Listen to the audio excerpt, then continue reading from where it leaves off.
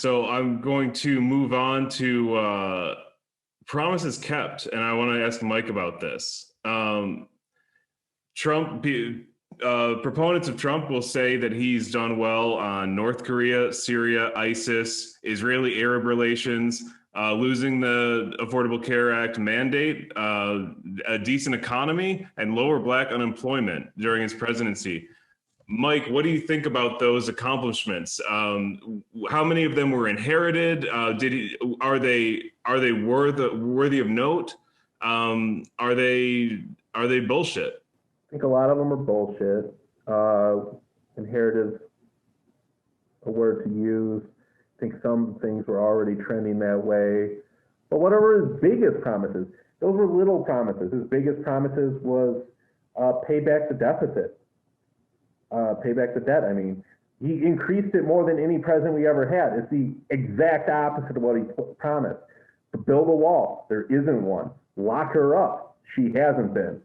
And just go to what he actually does do as well. Again, if a Democrat raised the tobacco age to 21, Republicans would be rip shit. If a Democrat said into the microphone, take the guns first, do due process second, Republicans would be rip shit. If a Democrat banned bump stocks and silencer, Republicans would be rip shit. If a Democrat raised all these tariffs, Republicans would be rip shit. He isn't what he pretends to be. He's a guy who talks shit. That's what he does. He owns the libs. And so he is a lifelong Democrat who governs like a lifelong Democrat.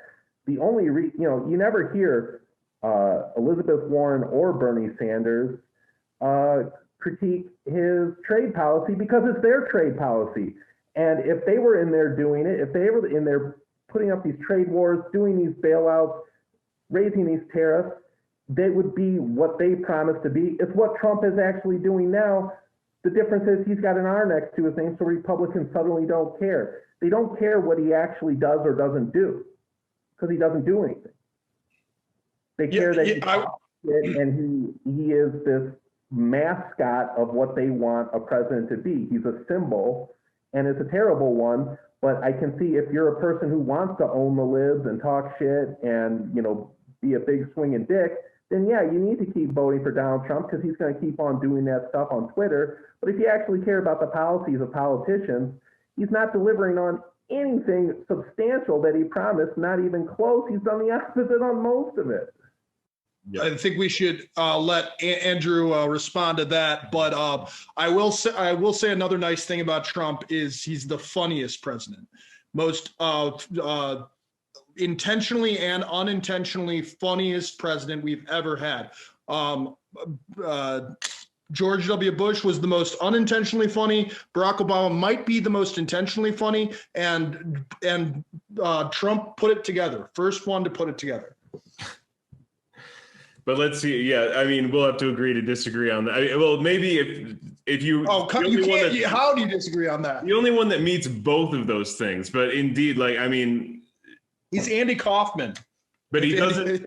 His unintentional part is not as good as W's, and his intentional part is not as good as Obama's. He's just the only one. I agree. I agree. All right. Sacrifice a little bit of each. Okay, but let's hear what Andrew's thoughts on Trump's accomplishments. I will say first, I like having a wrestling heel. As a guy who likes wrestling when wrestling didn't suck, I like having a old school wrestling heel as president. In terms of the accomplishments, I will say part of it is actually inherited from Obama in terms of the energy boom we had before COVID. I will say lowering regulations and lowering taxes. I know my taxes. I in 2018 and 2019, I saved thousands of dollars. I mean, overall, Trump's a mediocre president, but he's, from how I look at it, he's better than a lot of what we've had in my lifetime, at least. Do you think that he should have been able to appoint a Supreme Court justice 8 days before the election day? considering that in 2016, Scalia died in February. They appointed, they nominated Garland in March 2016, and even that was too early for the Republican Party. Two things. One, I'm pretty sure you got the days wrong. I think the SCOTUS was confirmed 8 days before the election, was nominated a few weeks before. Okay, fair enough.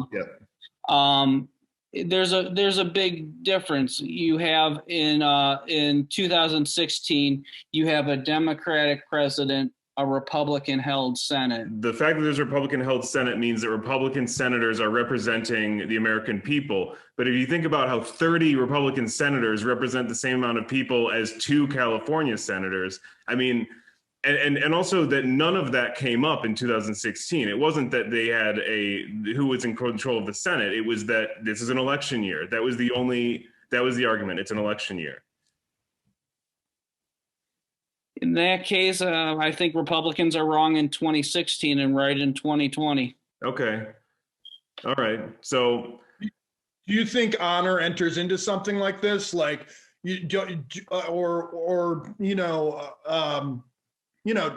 Trump also ran to he said he'd to some extent he'd run, making deals, reaching across the aisle and appealing to more liberal people in the country as well.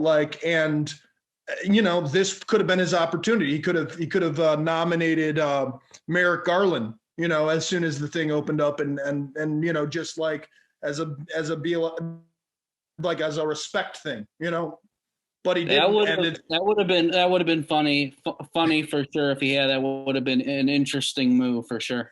To be fair, no one would have done that. If it were the other way around, the Democrats wouldn't have done it either.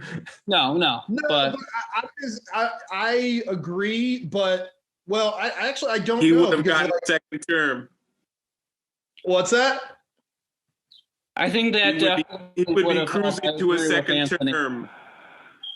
He'd be cruising to a second term if he did that. Exactly. That's what I'm saying. And he's already filled 2 seats. And he's already going to have a majority in any case. Now he's going to have a 3-6 majority, and I just think it plays against his narrative that he's not a Republican, he's not a party tool. I think every time he's had the opportunity to do what the Republican Party's bidding, he's done it. Yeah, that's an interesting take, and I agree with Anthony. I think that would have definitely helped his polling for sure if he had actually done that, but I don't think anyone would have thought to do that. I definitely hadn't thought of that would have been an interesting move for sure. Definitely would have changed things. We can only dream. So I think that's the main. We can only dream about Trump cruising to a second term with a landslide victory, because I think whether or not he wins this, I don't think he's going to win the popular. And whether it's a dream or a nightmare is up to you. Yeah, exactly. I agree that he loses the popular. All the Republican presidents in the past 30 years have lost the popular. Since Reagan, I think, have lost the popular. So. Yeah, I believe HW got the popular, but I might be wrong. I think W got popular in 2004, if I'm not mistaken. I think he actually won the popular vote against Kerry. I think you're right. Yeah, but it's definitely happened that there's been a divide between the popular and the electoral more in modern history than more in the last 20 years than I think ever before.